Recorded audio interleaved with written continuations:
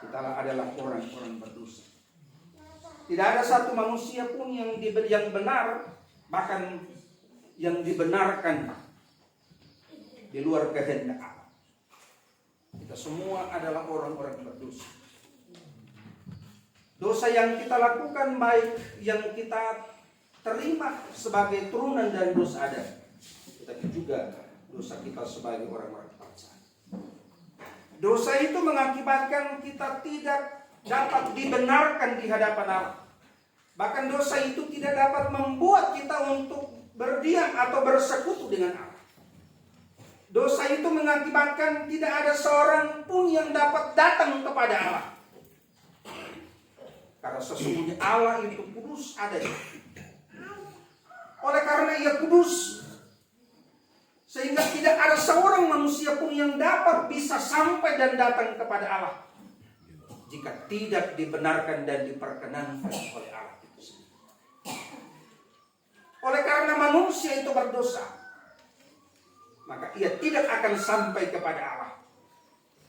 Tetapi sesungguhnya manusia juga tidak bisa hidup tanpa Allah.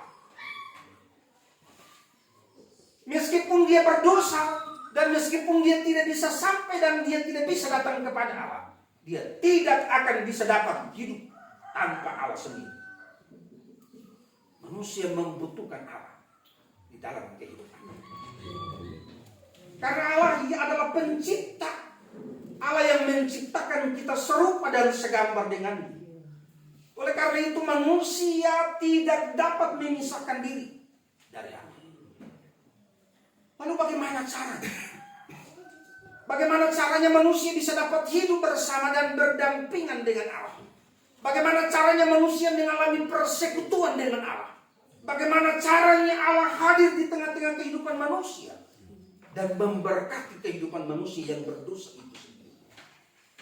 Bapak Ibu Saudara dan persekutuan yang Tuhan kasih, menyadari akan kelemahan dan keberdosaan manusia, maka dalam ritual tradisi Yahudi, dalam ibadah-ibadah perjanjian lama, manusia atau orang Israel membutuhkan perantara antara Allah dan umat.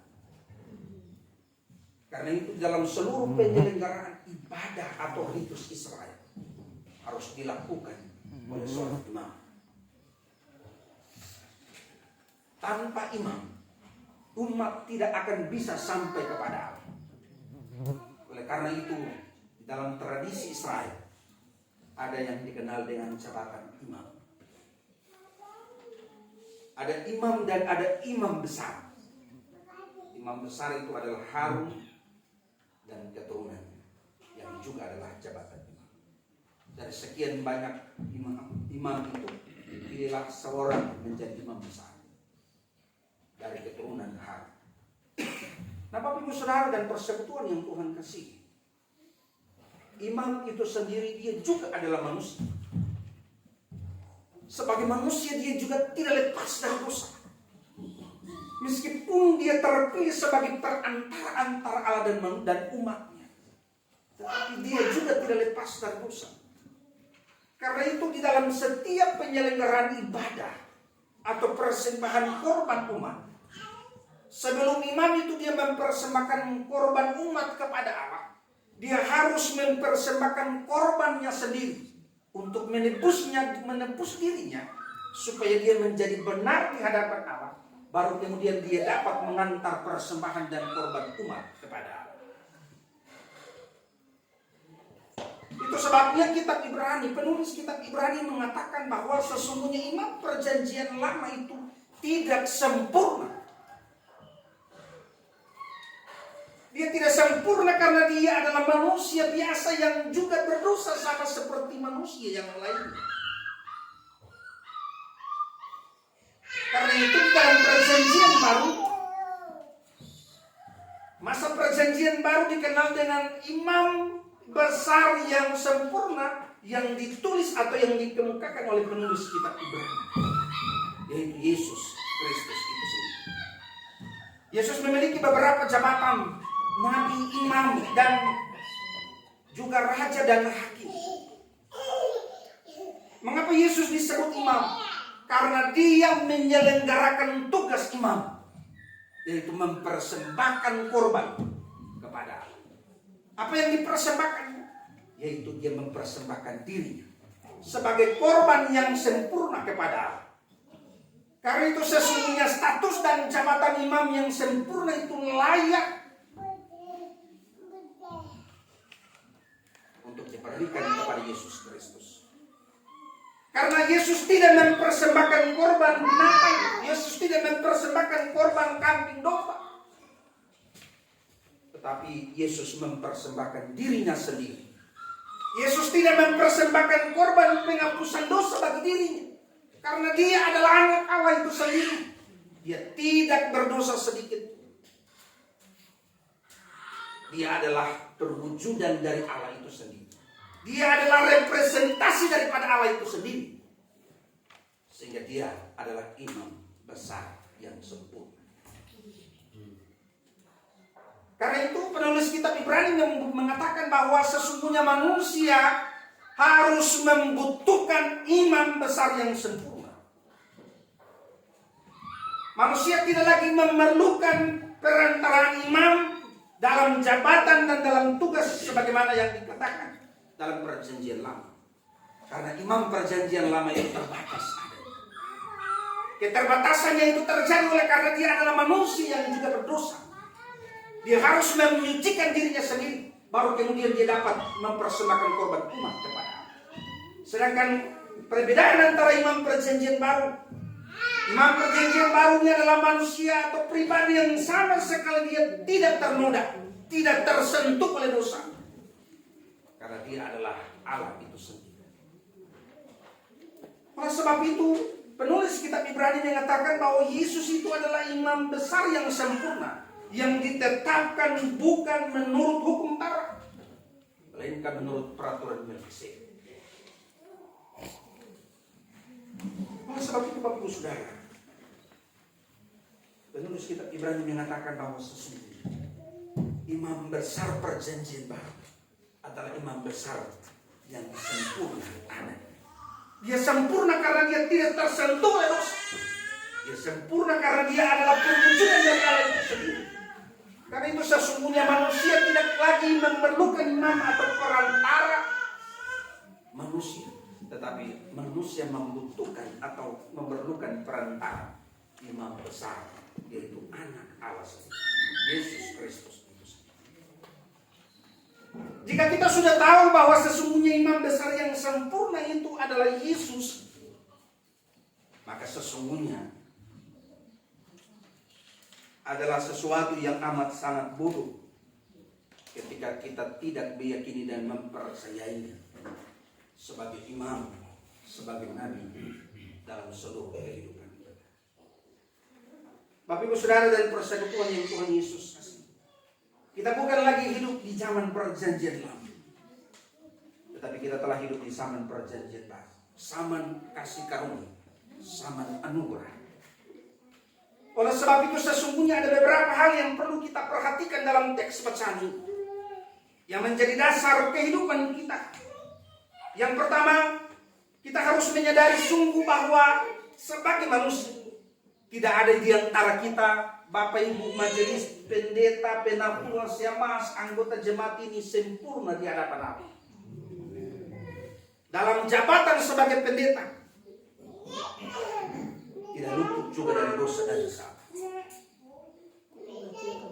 Setiap kita harus menyadari dan mengakui dengan sungguh, apapun jabatan, apapun tugas, apapun kapasitas kita, kita adalah manusia, manusia berdosa yang harus dihukum, yang harus dimurkahi oleh Allah. Apapun yang kita lakukan tidak dapat membenarkan diri kita di hadapan Allah tanpa kita mengimani Yesus Kristus sebagai Tuhan dalam hidup. Segala apapun yang dapat kita korbankan dan kita lakukan bagi Tuhan, itu tidak dapat menjungkuk dan membuat hati Tuhan berbangga dan membenarkan saudara dan saya, selain daripada belas kasihannya sendiri. Karena itu sebagai orang-orang yang berdosa, kita kita harus membutuhkan perantara. Perantara yang kita butuhkan bukan perantara sementara, tetapi perantara yang sempurna, yaitu Yesus itu sendiri, yang adalah imam besar yang sempurna. Oleh sebab itu Bapak Saudara dan persekutuan yang Tuhan Yesus kasih, sebagai orang-orang yang menyadari dirinya membutuhkan imam besar itu, maka sudah selayaknya dan sepatutnya kita harus memberikan kehidupan kita bagi dia. Sebagai orang-orang yang telah menikmati kasih karunia dan anugerah dari Allah lewat pengorbanan Kristus, maka sesungguhnya adalah sesuatu yang amat sia-sia jika kita menyia-nyiakan waktu anugerah ini dalam kehidupan kita hari ini. Hal yang harus kita lakukan sebagai orang-orang penikmat kasih karunia Allah adalah memanfaatkan kasih karunia itu sebaik mungkin, semaksimal mungkin, seefisien mungkin, supaya kita dapat hidup dan menikmati akan kasih. Namun kenyataan hari ini, banyak kita di orang-orang percaya, banyak orang-orang Kristen dewasa menganggap bahwa waktu anugerah ini adalah waktu yang biasa, sehingga dapat membuat kita berbuat dosa kapan saja kita mau. Kalau bacaan 2 minggu yang lalu dalam Roma pasal 5, Paulus bilang bahwa dapatkah manusia berbuat dosa supaya kasih karunia bertambah-tambah? Sesungguhnya tidak. Tetapi yang harus kita lakukan sebagai orang-orang percaya, orang-orang yang sudah ditebus, orang-orang yang sudah dibayar lunas, kita harus memanfaatkan waktu anugerah itu sebaik mungkin. Dengan apa? Dengan melakukan hal-hal yang memuliakan Allah. Kita harus mempertontonkan kehidupan kita yang memuliakan Allah, bukan memuliakan diri. Setiap orang harus dipanggil, harus merasa terpanggil untuk mempertontonkan kehidupan Allah di dalam diri. Karena sesungguhnya kita merupakan representasi dari Allah, karena Allah menciptakan kita serupa dan segambar dengannya. Oleh karena itu setiap manusia, setiap orang percaya dia harus menyadari bahwa keterpanggilannya di dalam dunia ini, di dalam tugas dan jabatannya adalah keterpanggilan untuk mewujudkan kehadiran Allah, bukan kehadiran dirinya. Sehingga di dalam tugas dan jabatan apapun yang akan kita laksanakan, sesungguhnya setiap orang tidak boleh dada bahwa itu karena saya, itu karena kami, itu karena dia. Tidak ada yang dapat kita lakukan sebesar apapun yang kita korbankan, yang kita persembahkan untuk Tuhan, itu tidak sebanding dengan kasih bagi saudara dan saya. Karena itu ketika kita akan ada di dalam tugas dan jabatan sebagai panitia peresmian yang hari ini juga akan dilantik, hendaklah setiap kita harus menyadari bahwa panggilan ini adalah pengabdian kita kepada Allah, ibadah kita kepada Allah. Ketika kita melaksanakan tugas itu dengan baik, maka tanpa kita sadari kita sedang beribadah kepada Allah, kita sedang memuliakan Allah. Karena itu setiap orang dalam tugas dan jabatan apapun yang akan diterima, dia harus menyadari bahwa dirinya dipanggil bukan untuk mempertontonkan dirinya, tetapi kehadirannya di dalam tugas dan jabatan itu sebagai perwujudan representasi dari Allah di dalam kehidupan bersama. Adalah sesuatu yang amat sangat bodoh. Saya ditemukan bahwa di mana-mana, terutama kita di Mai berarti, kalau sudah kasih persembahan untuk Tuhan, baru kalau persembahannya tidak dibacakan, misalnya di dalam panitia-panitia perayaan Natal, pembangunan gereja, pastori dan lain-lain, kalau sampai panitia atau petugas yang baca itu kalau sudah lupa sebut namanya, yang terjadi adalah biar ibadah masih jalan tetap dia mengambil di mana-mana, ribut. Kita ribut karena nama kita tidak disebut. Nama kita tidak dipanggil, nama kita tidak diumumkan bahwa kita juga Bapak Yonas Swai pemberian 100 miliar. Tidak. Kalau sampai, apalagi kalau dia punya pemberian itu paling besar, baru dia pun nama kalau saudara disebut bahaya. Itu panemhai. Masalah. Dalam kenyataan dan keadaan yang demikian, sesungguhnya tanpa saudara dan saya sadari bahwa kita telah mencuri kemuliaan Allah. Kita telah mencuri hormat dari Allah. Kita tidak mempresentasikan kehadiran Allah dalam kehidupan dan pelayanan kita. Tetapi kita sedang mempertontonkan dan mempresentasikan diri kita, ego kita, kemanusiaan kita bagi orang lain. Tanpa saudara sadari bahwa pada saat yang demikian saudara telah memposisikan dirimu sejajar dengan Allah. Demi kesombongan itu telah ada di dalam dirimu dan membuat kita menjadi sejajar dengan Allah. Kita tidak lagi mengakui Allah di dalam kehidupan kita. Kita tidak lagi mengakui Allah lebih tinggi daripada kita. Tetapi kita mensejajarkan diri kita dengan Allah. Dalam situasi yang demikian, apa yang terjadi? Orang kalau sombong itu lupa diri. Kalau sombong di dalam dirinya, benih kesombongan suara di dalam hatinya, dia tidak pernah akui Tuhan. Kalau orang sudah akui Tuhan, apa yang terjadi? Alkitab dia bilang bahwa aku akan menghembuskan engkau keluar dari mulut. Engkau bukan lagi menjadi umat. Kalau kita mensejajarkan diri dengan Allah, kita mencuri hadirat Allah, kita mencuri kemuliaan Allah. Berarti kita sedang menjadikan diri kita sebagai Tuhan bagi orang lain. Karena itu di dalam tugas dan jabatan apapun selalu saya bilang di Hawaii, saya bilang di Yangsur, saya bilang di mana-mana. Orang suku yang paling sombong di Papua itu suku Maipra. Siapa yang mau menyangkal ini? Siapa yang mau berani bantai? Mengapa saya katakan ini? Karena di dalam pemberian kepada Allah saja manusia tidak menyadari dan mengakui Allah. Tetapi dia mengakui dirinya sendiri. Ini berarti bahwa suku yang paling sombong dan paling nangku di atas tanah ini adalah orang Maipra. Karena apa? Dia dinubuatkan sebagai orang-orang pembangun di atas nunggu ini. Hal inilah yang mengakibatkan kita tidak menyadari diri. Kita tidak pernah merendahkan diri. Kita tidak pernah mengakui Tuhan dalam kehidupan kita.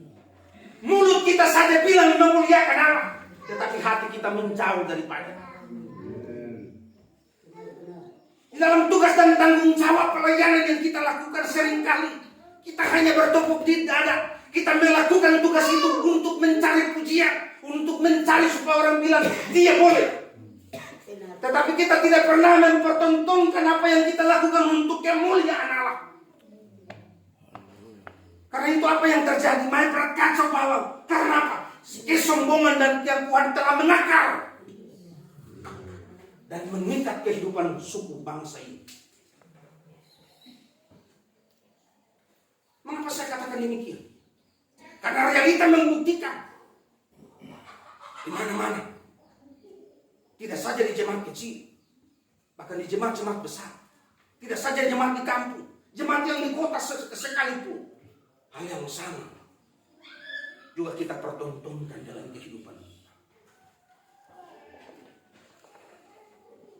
Oleh sebab itu Bapak Saudara dan persekutuan jemaat yang Tuhan Yesus kasih, mari belajar dari kebenaran firman Tuhan hari ini.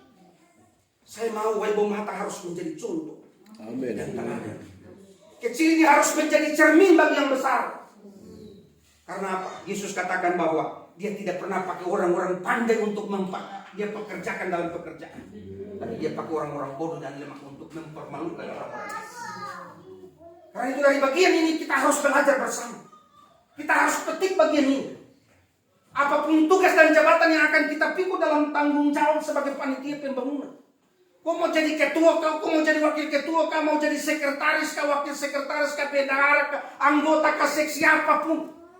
Kau uang berapa yang mau kau korbankan untuk pekerjaan pembangunan gereja, untuk peresmian gereja. Sesungguhnya semua yang mau kita lakukan itu harus kita nyatakan Allah di dalam kehadiran dan pelayanan serta pemberian kita. Tidak boleh kita tepuk dada. Karena di saat kita telah tepuk dada, maka kita telah sombong. Kita sudah menjadi sejajar dengan Allah. Jaga jangan sampai kita mensejajarkan diri dengan Allah. Karena kita tidak akan pernah terisi dan diisi oleh apapun. Saya pakai ilustrasi. Gelas dengan teko.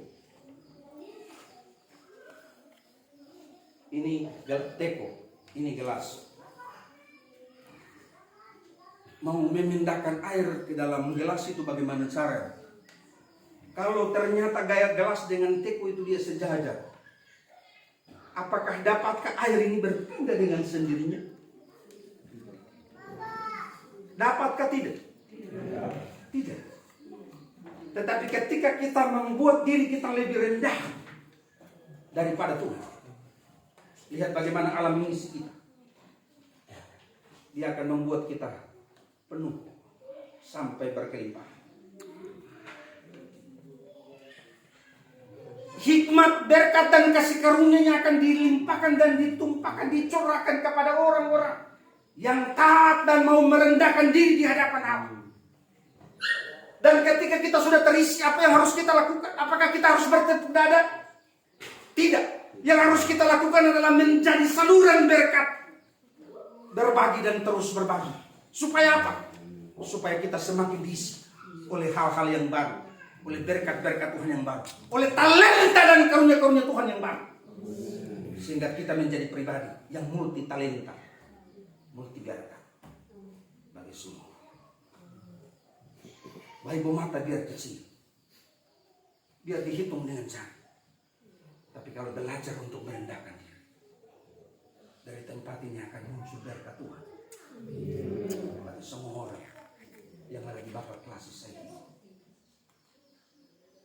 Biar tak ada pegawai, tak ada pejabat, hanya orang-orang kecil. Tapi ketika kita mau belajar untuk menjadi rendah, tidak boleh menjadi tinggi, apapun jabatan kita, belajar untuk merendahkan diri. Belajar untuk semakin merendahkan diri dan minta agar supaya diisi selalu setiap hari. Dan belajar juga untuk menjadi berkat. Jangan sakar, jangan tangan berat.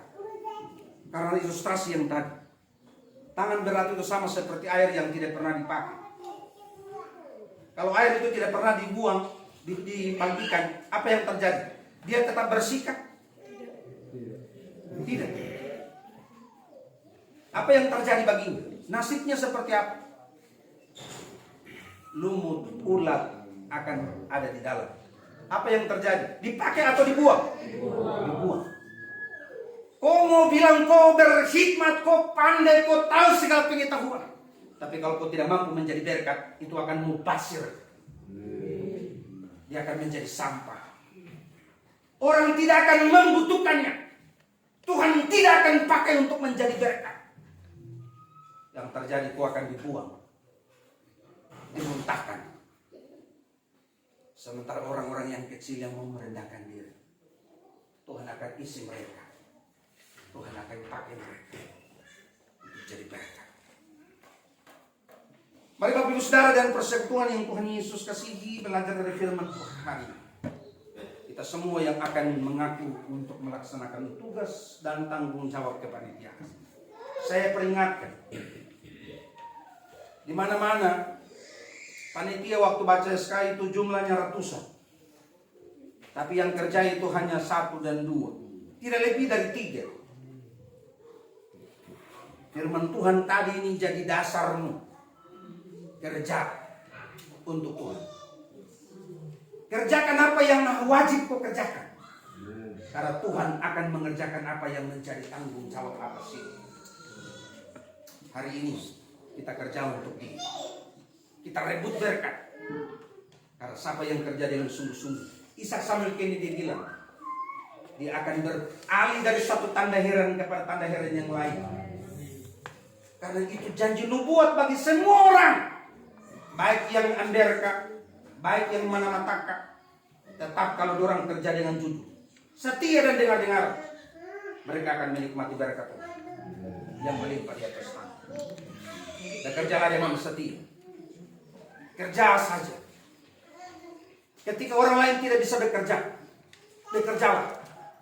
Karena upahnya akan diperuntukkan juga kepadamu.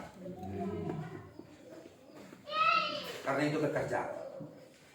Hari ini saudara-saudara akan dilantik. Jangan hanya mengaku di hari ini di hadapan Tuhan. Tetapi pengakuanmu harus direpresentasikan dalam pekerjaan dan pelayanan serta pengabdian. Sampai tugasmu selesai. Tuhan memberkati kehidupan pribadi dan rumah tangga. Ada amin ya? Amin. Tuhan berkati kita semua.